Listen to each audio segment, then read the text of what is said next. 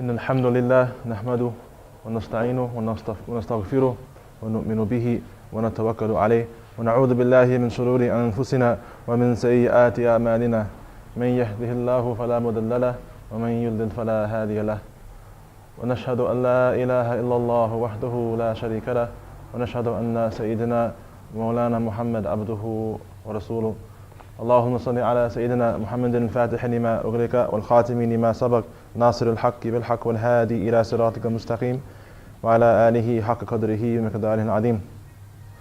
قال الله تعالى في كتاب العزيز بعد أعوذ بالله من الشيطان الرجيم بسم الله الرحمن الرحيم وعسى أن تكرهوا شيئا وهو خير لكم وعسى أن تحبوا شيئا وهو شر لكم والله يعلم وأنتم لا تعلمون. وأيضا قال الله عز وجل في كتابه وقال ربكم ادعوني أستجب لكم. وأيضا قال عز وجل في كتابه وإذا سألك عبادي عني فإني قريب أجيب الدعوة الداعي إذا دعان. أوصيكم بتقوى الله عز وجل وبالسمع والطاعة.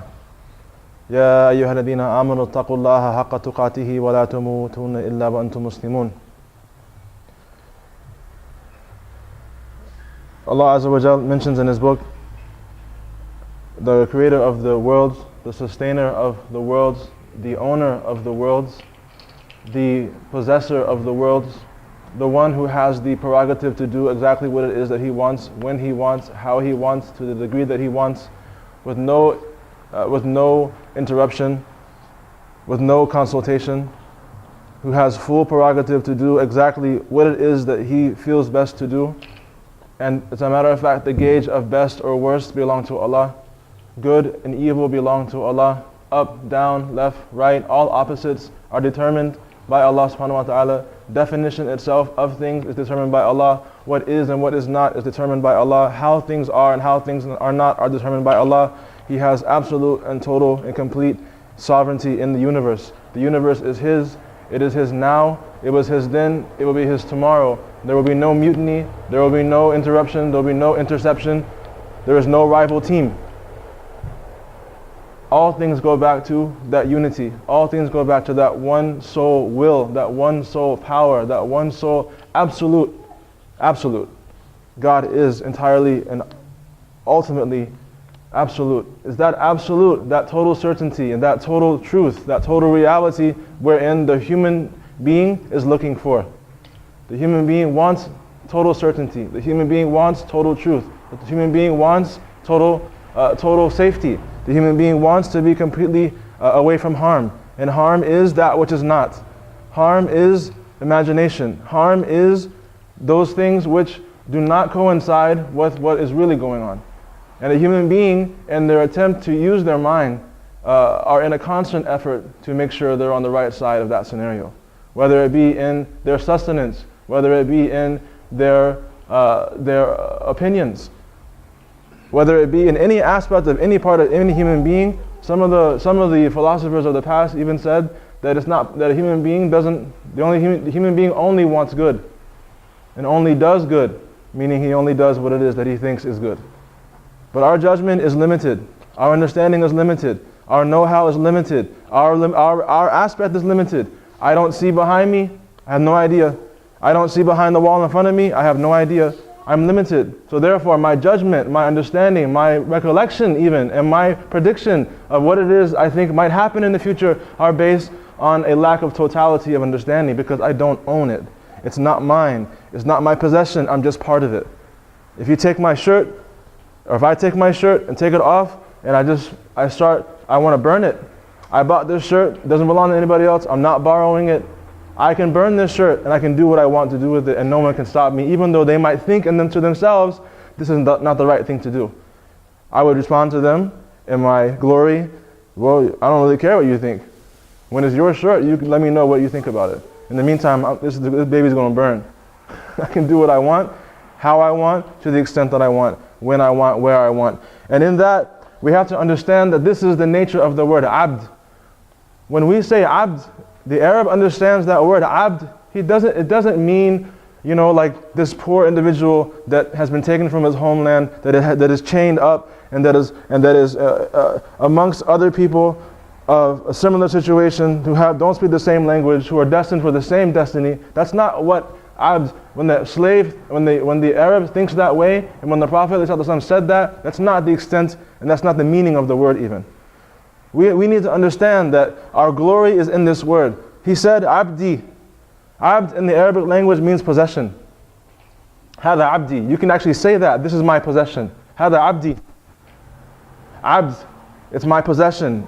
And some people use it, for example, in like chattel. I do what I want with it. I have total prerogative of that. When you think about Allah subhanahu wa ta'ala, there is no other relationship but that. There cannot be any other relationship but that. Because to suggest to Allah subhanahu wa ta'ala that He needs to negotiate with me is to say that He is not possessor and owner of the worlds. And I'm sorry, but if He's not, then who am I worshiping? I don't want to worship something that has to ask me about how I feel. Because I don't have respect for that. It doesn't work in me. I need absolute. So he said, rather the meaning is abdi. The Prophet ﷺ, he said, ad-du'a mukhul ibadah.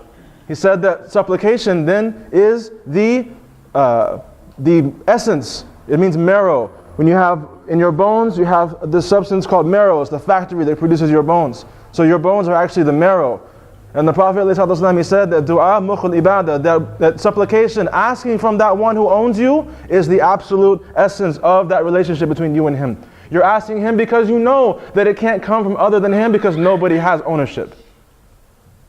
If I go to somebody else and ask them for this and that person is simply borrowing it from the owner. So why not go to the owner and ask? My tawheed will not allow me to think or see it any other way. This absolute sense and this absolute understanding. Supplication is the essence of worship. Now when he says, my possession, the one who's owned this shirt, for example, I own this shirt. Does this shirt have a capacity really to choose anything other than what it is that I want ultimately? It cannot do that. Does it have the capacity to assert the suitability of what I do with it? If my shirt started talking to me and say, I don't really like the pants you have with that. Maybe you should wear me with something else. What would I say? I'd probably be freaked out. After I calm down, I'd be like, wait a minute. Who owns who here? If I want to wear you with pink pants, that will happen.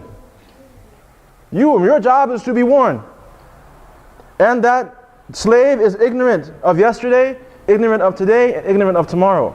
Likewise, this shirt don't know nothing about yesterday. This shirt knows about as much about yesterday as I do. Why is that? Because if you ask me about yesterday, I can only tell you what it is I saw of yesterday. I can't tell you what happened in Hayward. I can't tell you what happened in Moscow. I can't tell you even what happened in the room next to me. I have no idea. I don't know anything about that. And even whatever happened to me, all I know is what my senses derive from it. What if my senses are wrong? What if I have bad eyesight? What if I didn't read that word right? I have a bad sense of smell. Maybe that thing was funky and I didn't realize it. I don't know anything about that happened yesterday. In the same way, I don't know anything about that's happening today. Really? I don't know anything about outside that wall. I don't know who's in those cars driving by. I don't know what's in your minds, what you're thinking. I have no clue. I don't even know that much about myself. How many breaths have I had in the last 5 minutes? I can calculate it, but I'm not really sure. I'm getting excited, so the breath's going faster. And I don't know anything really about tomorrow either. I know less about tomorrow than I know about today. And I know less about tomorrow than I know about yesterday. And this is our situation. But Allah Ta'ala, He is Alim. He knows. Allah Ta'ala owns knowledge. Allah Ta'ala owns recollection. Allah Ta'ala owns understanding. He said, وَعَسَىٰ أَن تَكْرَهُوا شَيْئًا وَهُوَ خَيْرٌ لَكُمْ وَعَسَىٰ أَن تُحِبَّ شَيْئًا وَهُوَ شَرٌّ لَكُمْ وَاللَّهُ يَعْلَمُ وَأَنْتُمْ لَا تَعْلَمُونَ. He said to Allah, perhaps in this vein, perhaps it is that you hate something, you despise something, you don't like something, something irks you, when actually, in fact, it's the best thing for you. وَهُوَ خَيْرٌ لَكُمْ. It's actually the best thing for you. And how is that possible? How can something be good for me that I don't like? Because what do you know? Before I became a Muslim, I didn't really care much about Muslims. I was like, if you would have told me the Muslims are going to disappear off the face of the planet, I'd be like, well, it made no difference to me. Now, Islam, Muslims, Allah is the most important thing in my life. And at that time, I didn't really have much feeling. Maybe I even might have had some negative feelings. I'm an American. I watch the news. or what they call news. You can't, don't blame me, Gulf War, man. I didn't do it. I just saw what was going on. I didn't particularly care for it. I didn't particularly care for Muslims. Turns out that's my Lord. Turns out that's the true way. What do I know about my opinion or what I think? Thank God that He doesn't have to consult me first. وَعَسَىٰ أَن تُحِبُّوا شَيْئًا وَهُوَ شَرٌّ لَكُمْ. And it's possible that you might actually love something and it's the worst thing for you. How many times is it in my life that we love something and that's the worst thing for us? I love so-and-so. I love such a thing. I loved this and that about this and those things. And those things are the very things that have been and are and will continue to make me be veiled from my Lord because I love them too much. That's the worst type of love, a love that causes you to be veiled from the beloved. Think of that. The worst type of love that you and I can have is to love something which in fact is veiling us from that thing that we should be loving. Why do you think Allah doesn't allow for alcohol? It's a veil. What do you think about love of the dunya in such a way that, we appreciate the blessings of Allah, but what about when we love something so much that it causes us to forget about the one who gave it to us? What about that? وَعَسَىٰ أَن تُحِبُّوا شَيْئًا وَهُوَ شَرٌّ لَكُمْ. And perhaps, and when Allah says asa, perhaps, He's just being nice with us. No, you love something. You love something, and it's actually the worst thing for you. وَاللَّهُ يَعْلَمُ وَأَنْتُمْ لَا تَعْلَمُونَ. If you have any doubt about what has been said, know this. وَاللَّهُ يَعْلَمُ. Allah knows now. Allah is knowing now. Allah doesn't need to be informed about what's going to happen tomorrow. Allah knows now.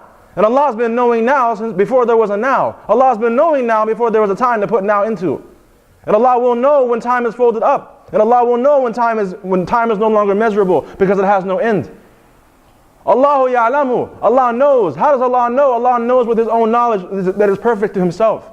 Wallahu ya'lamu. And that knower, the one who knows the way that He knows, has known it in His knowledge to have given you Islam, and to given you Iman, and to given you La ilaha illallah. How many times is it you and I, we make our relationship with God based around you and I? Think about that. You and I make our relationship with Allah subhanahu wa ta'ala based around you and I. I base my relationship with God based upon myself. The possession bases his relationship with the one who owns him based upon himself. Who owns who? You think Allah didn't know you when you made that mistake that you hate so much in your mind you can't think about? Do you think that Allah didn't know you when you did such and such to harm another person the way that you did that?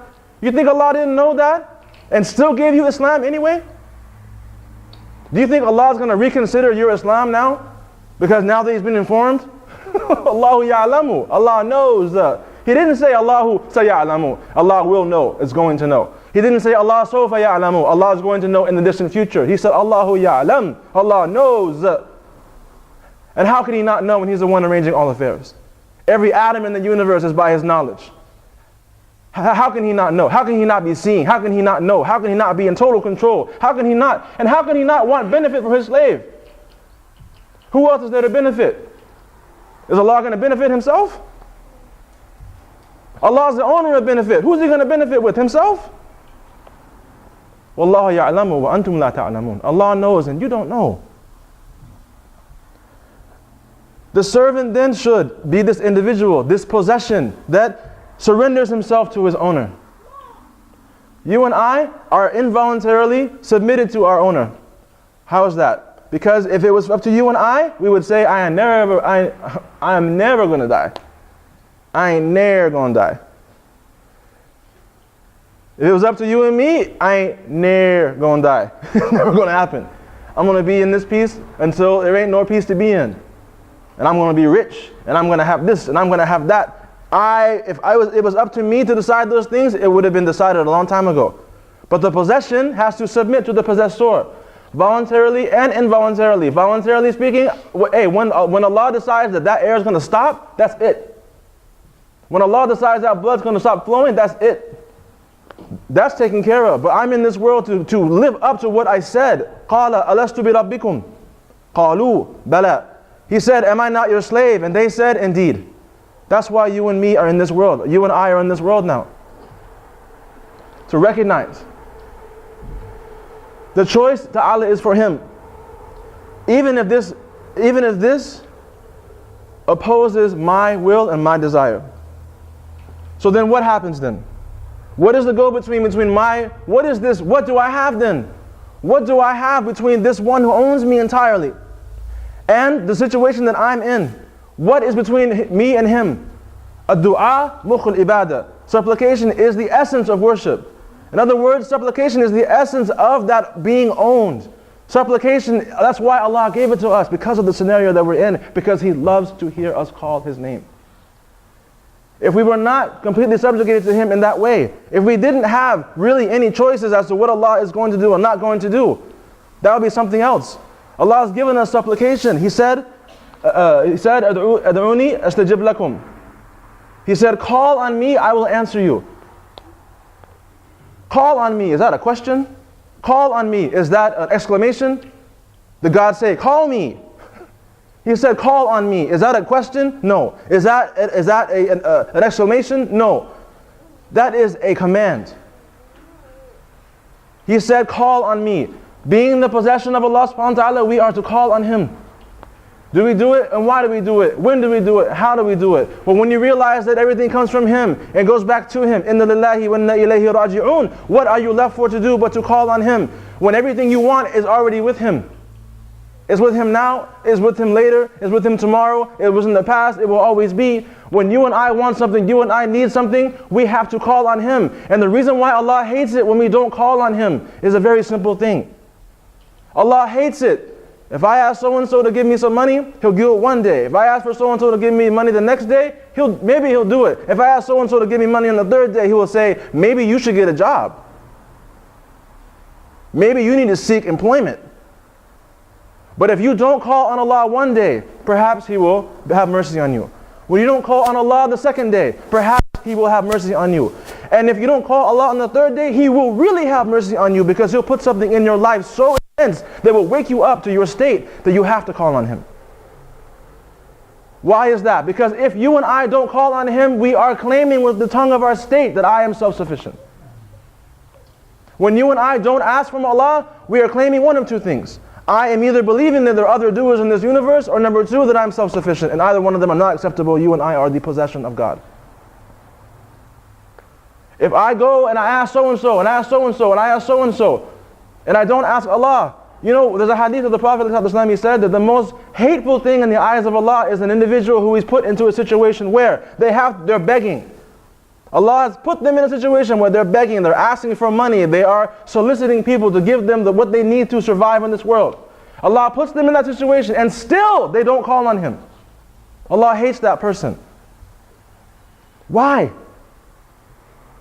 Because through all of that, and in all of that, and realizing their total abasement, they still will not call on the owner. They're too proud. What did He say? Ad'uni astajib lakum. He said, call on me and I will answer you. Now think about this. Does He have to answer? If my shirt could speak and say, wear me, do I have to wear it? If my car had a voice and called on me and said, drive me, do I have to drive it? This is called His grace. That's called fadl. That's the grace of Allah. ذَلِكَ فَضْلُ اللَّهِ يُؤْتِيهِ مَنْ يَشَاءُ. That is the grace of Allah. He gives to whomever He does. He wants to. Now think about that. To exist in this world. Do I exist in this world because I want to? Was I given life because I wanted it? Was I given a chance to know Him because I wanted to know? If that was the case, when did that occur? When did that happen? When did I... Not only is it that if I have been given that He has to answer me because I'm His property, but on top of that, it never happened. It never happened. Allah created us, He brought us into existence, and He gave us existence before we even had to ask. That is the grace of Allah. He gives to whoever He wants, and He wants to give His grace to all. And He's giving His grace to everyone all the time. Do I have to be able to sit down? I'm calling on God by my intention and my niyyah to do so. Does it have to happen? Do I have to have air? My lungs are asking for it. Does that have to happen? Think about it. I go to my wife. Does she have to love me? Do I have to love her back? Do we have to be in a bond? Or is that something that Allah is preserving Himself with His qayyumiyyah? Think about that. If that is the case, then know this, that is His grace, because He doesn't have to do it. You and I are swimming in the grace of God all day long. Literally swimming in the grace of God. But we don't see it. We don't feel it. We're not aware of it most of the time because we want other things. The secret of the relationship between myself and God is that He possesses me and He owns me. But the reason why that is because He wants me to see Him like something that I want to possess. Think about that secret. Think about that secret. Allah is showing you the love He has for you by giving you everything that you have and the way that you have it, to the extent that you have it, just the way you like it. You got that hat. The way you got that hat was because it was the one that you liked. And He set it up for you. You walked into that store to get that hat. You could have walked by 3, 4, 5 different stores. Why'd you get that one? Because He gave it to you. It's love, man, love. You give people you love gifts. You give things you love gifts. You give it to them the way that they want it because you want them to be happy.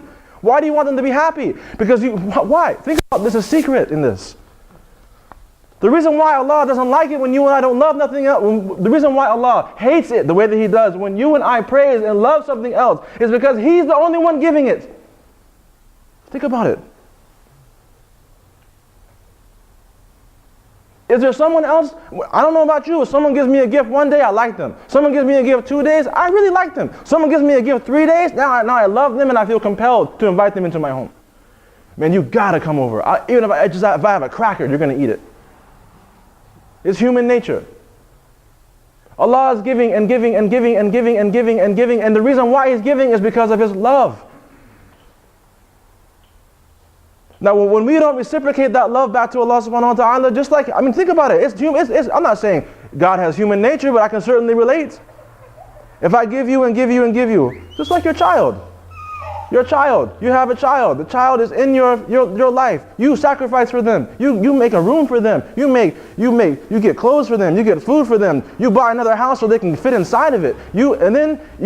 Everything becomes for that child. Then that child gets around 13, 14, got something to say.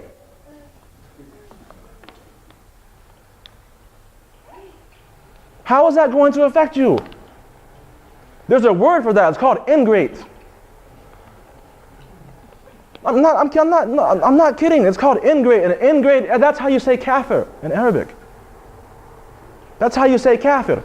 I'm not saying your kid's a kafir if he doesn't listen to you. I'm saying that there's a relationship between the fact that that person does not appreciate what you done did for a long time and what you're going to continue to do until the day that you die. If you're a person that has a heart, you want your child to be in a good state until the time you leave this earth. You want to know when you're dying that they're in a good place. You want to have that relationship with them and be with them and have that kind of correspondence with them all the way to the last minute. You don't believe it? Look at Steve Jobs. His own father. Look at that situation. So is it so difficult for us to understand? And surely it's not. When we just think about the relationship is that we have one who gives gifts and one who receives gifts. Now the one that gives a gift, the only thing that they want back is recognition of the fact that they gave it to you. And what I'm saying is that if Allah Ta'ala is the possessor and owner and cherisher and sustainer of the worlds, which He is, and He's the one giving what He's giving, and we don't look to Him and love Him and praise Him and thank Him for what it is He's given to us, that is called an ingrate. That is called a kafir. The first thing that He wants you to recognize is the fact that He gave you life, you recognize He's a life giver. He gave you sustenance, you recognize He's the one. That's the least you can do. If you can't just say thank you, at least say, yeah, but He did do it though. And this is how you and I rise up in ranks. The first is called recognition. This is called Islam. Ashhadu an la ilaha illallah wa ashhadu anna Muhammadan Rasulullah. That's the first stage. Notice that I am not talking to you about religion, I'm talking to you about reality. Take religion, go put that in a religious class in college somewhere. I'm talking about reality versus non-reality. This is reality. And the reality of the issue is that the first stage of you recognizing what reality is saying, Ashhadu an la ilaha illallah wa ashhadu anna Muhammadan Rasulullah. I bear witness. I have proof that there is no God but God.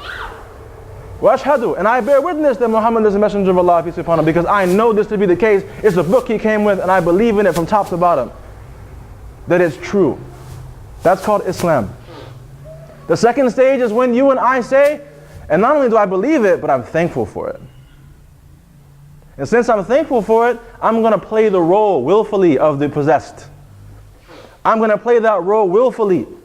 My body's been doing it, but now with my own mind I'm going to do that, and I'm going to submit to Allah subhanahu wa ta'ala in faith. That's called Iman. I don't understand it, this or that issue, but I definitely believe it. How is that? Because I know who gave it to me. Sallallahu alayhi wa sallam. Then moving up that, you're showing appreciation not just with your words, but you're showing appreciation now with your body. Who gave me these eyes? Then I don't look at them to see what Allah doesn't like. Who gave me these limbs? Then I don't use them in a way that He doesn't like. Who gave me this brain? Then I don't use it against Him or in a way that He doesn't like. Now I'm taking it voluntarily. I am voluntarily giving myself back to at the end of the day, it's just for me. I am voluntarily returning myself back to where it is I came from and who it belongs to. I recognize I am a possession of Allah. That's called a mu'min. And as a result of that recognition, and as a result of that praise, guess who's coming for dinner? This is called ihsan. أن تعبد الله كأنك تراه وإن لم تكن تراه فإنه يراك. It is to worship Allah as if you see Him. That's a quality. Who gives you that quality? How does it happen? Because you have seen something of your Lord in your heart that gives you no room for doubt. It's a result, because what happened in the beginning is first God wants you to just say, look man, it comes from me. That's called Islam. then you believe it, you believe it's good for you, so you do it. That's called Iman. Well, you know what? Here's a secret. The whole time, I wanted to give you myself. The whole time I wanted to give you myself, but you have to be worthy of that request. You have to actually, I know my value. I'm not cheap. I don't just give myself to anybody for anything. No, I know my value. That's why I created the creation. And so since you have gone through the stages, you accepted the truth, and you strove for it, you're never going to get me on your own. So I'm going to give you myself, by myself, through myself. أَن تَعْبُدَ اللَّهَ كَأَنَّكَ تَرَاهُ. To worship Allah as if you see Him. This is called ihsan. It's the highest level. Because the greatest gift that Allah can ever give is Himself. That is the closest, most thorough relationship, the most rewarding relationship. It's like someone, we've given an example before, someone sends you a gift, you see the gift inside the box, you say, oh, alhamdulillah, I got a gift. Oh, wow, what's this? Happens every single day, let's say for a month. Every day for a month, you went from, oh, wow, this is crazy. At the end, on the 30th day, you're out of your mind trying to figure out where this comes from. Because you want to know, who is this coming from? In a sense, you get tired of the gifts and you want the giver of the gift. That is human nature. If you and I realize how much blessing it is we're swimming in, we would be ecstatic. If you and I were aware of the amount of blessing that we have, we would be ecstatic. We would be overly, emotionally, spiritually, physically engulfed in the desire to meet the one who gave us the gift. But you and I are asleep. May Allah wake us up. Allahumma nastaghfiruka ya arhamar rahimin. Allah Ta'ala, we ask you for your forgiveness. Fastaghfiruhu ya qawmi. Forgive him, ask forgiveness, O my people. Innahu huwal ghafurur rahim. Verily He is forgiving and merciful. Innal hamdalillah. Allahumma salli ala sayyidina Muhammadin al-Fatih lima ughliqa والخاتم لما سبق الناصر الحق بالحق والهادي إلى صراطك المستقيم وعلى آله حق قدره مقداره العظيم.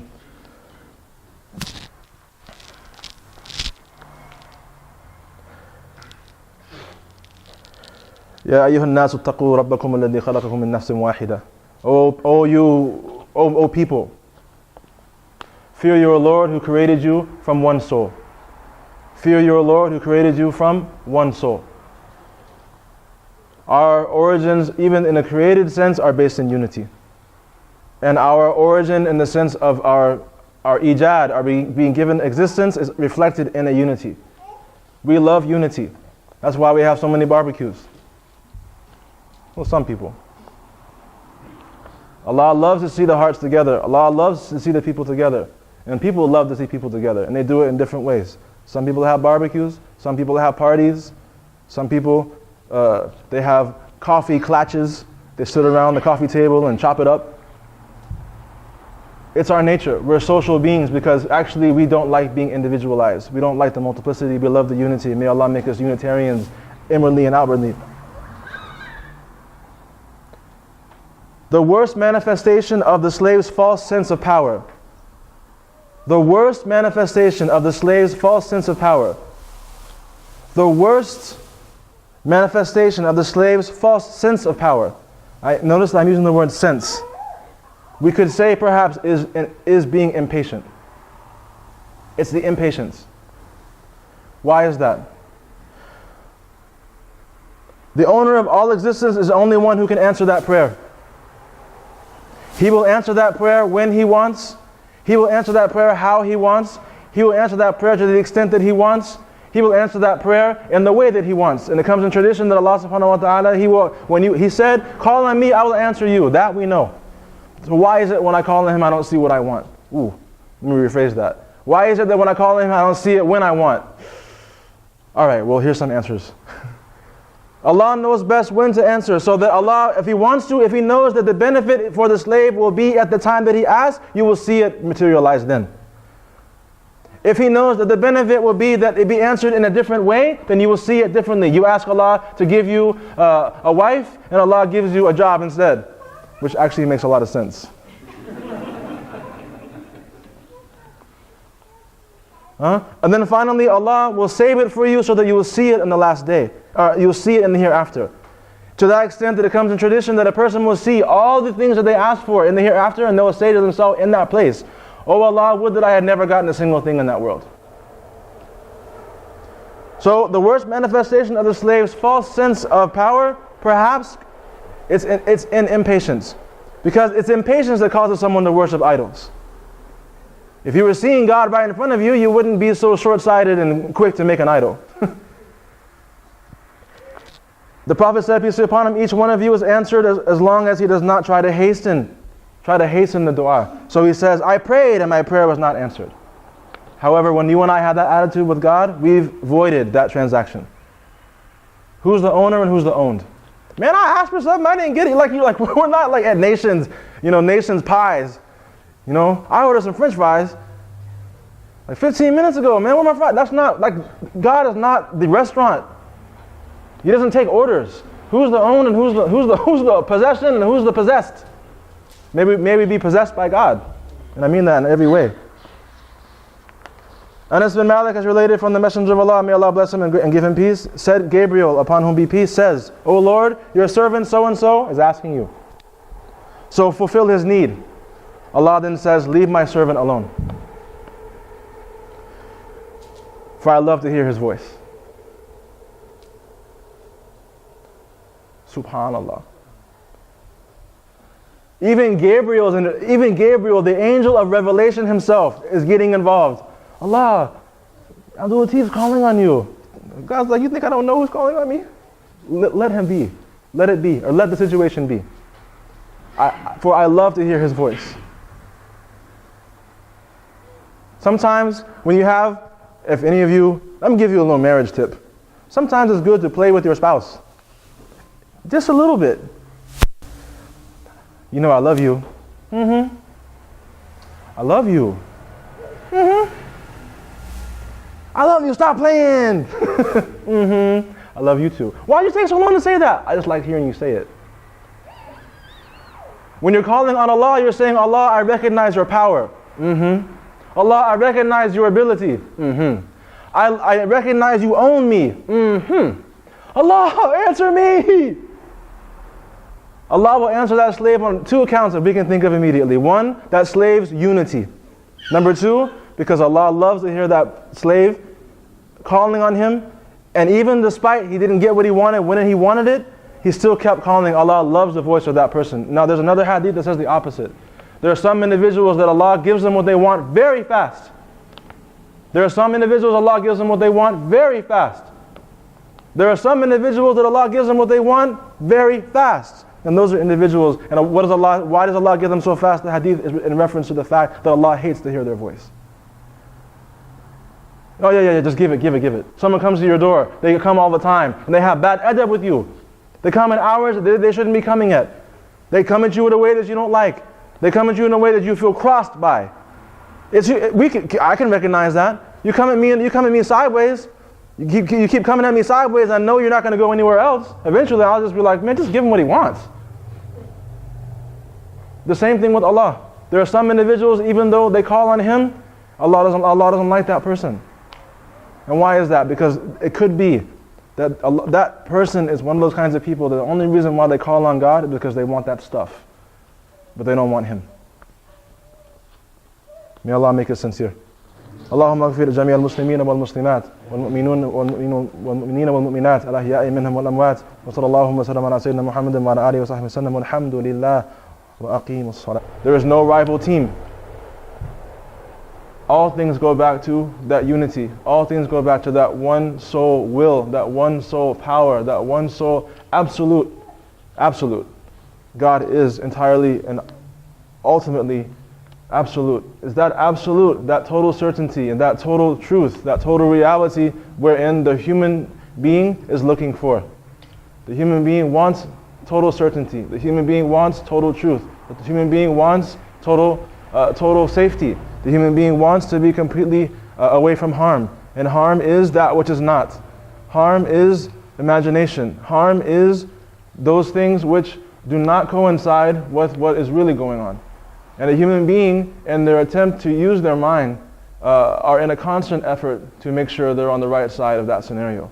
Whether it be in their sustenance, whether it be in their opinions, whether it be in any aspect of any part of any human being. Some of the philosophers of the past even said that it's not that a human being doesn't. The human being only wants good, and only does good, meaning he only وبسمع وطاعة. يا أيها الذين آمنوا اتقوا الله حق تقاته ولا تموتن إلا وأنتم مسلمون. Allah Azza wa Jal mentions in His book, the creator of the worlds, the sustainer of the worlds, the owner of the worlds, the possessor of the worlds, the one who has the prerogative to do exactly what it is that He wants, when He wants, how He wants, to the degree that He wants, with no interruption, with no consultation, who has full prerogative to do exactly what it is that He feels best to do. And as a matter of fact, the gauge of best or worst belong to Allah. Good and evil belong to Allah. Up, down, left, right, all opposites are determined by Allah subhanahu wa ta'ala. Definition itself of things is determined by Allah. What is and what is not is determined by Allah. How things are and how things are not are determined by Allah. He has absolute and total and complete sovereignty in the universe. The universe is His. It is His now. It was His then. It will be His tomorrow. There will be no mutiny. There will be no interruption. There will be no interception.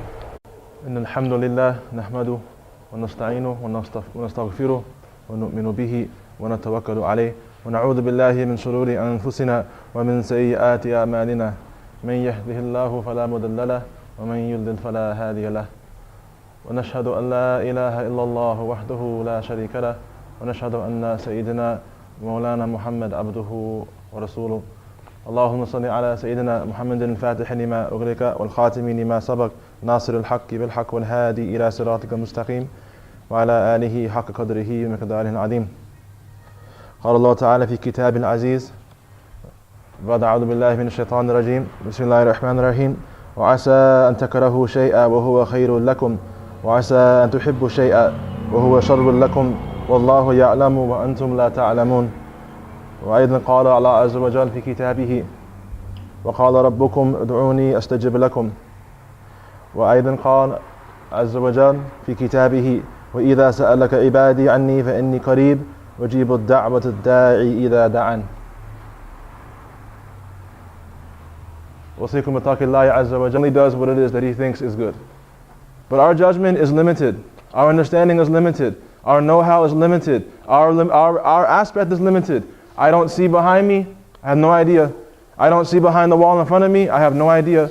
I'm limited. So therefore my judgment, my understanding, my recollection even, and my prediction of what it is I think might happen in the future are based on a lack of totality of understanding because I don't own it. It's not mine. It's not my possession. I'm just part of it. If you take my shirt, or if I take my shirt and take it off, and I want to burn it. I bought this shirt, it doesn't belong to anybody else, I'm not borrowing it. I can burn this shirt and I can do what I want to do with it and no one can stop me, even though they might think to themselves, this is not the right thing to do. I would respond to them in my glory, well, I don't really care what you think. When it's your shirt, you can let me know what you think about it. In the meantime, this baby's going to burn. I can do what I want, how I want, to the extent that I want, when I want, where I want. And in that, we have to understand that this is the nature of the word abd. When we say abd, the Arab understands that word abd. It doesn't mean, like this poor individual that has been taken from his homeland, that is chained up, and that is amongst other people of a similar situation who don't speak the same language, who are destined for the same destiny. That's not what abd. When the Arab thinks that way, and when the Prophet ﷺ said that, that's not the extent and that's not the meaning of the word even. We need to understand that our glory is in this word. He said abdi. Abd in the Arabic language means possession. Hada abdi. You can actually say that. This is my possession. Hada abdi. Abd. It's my possession. And some people use it, for example, in like chattel. I do what I want with it. I have total prerogative of that. When you think about Allah subhanahu wa ta'ala, there is no other relationship but that. There cannot be any other relationship but that. Because to suggest to Allah subhanahu wa ta'ala that He needs to negotiate with me is to say that He is not possessor and owner of the worlds. And I'm sorry, but if He's not, then who am I worshiping? I don't want to worship something that has to ask me about how I feel. Because I don't have respect for that. It doesn't work in me. I need absolute. So he said, the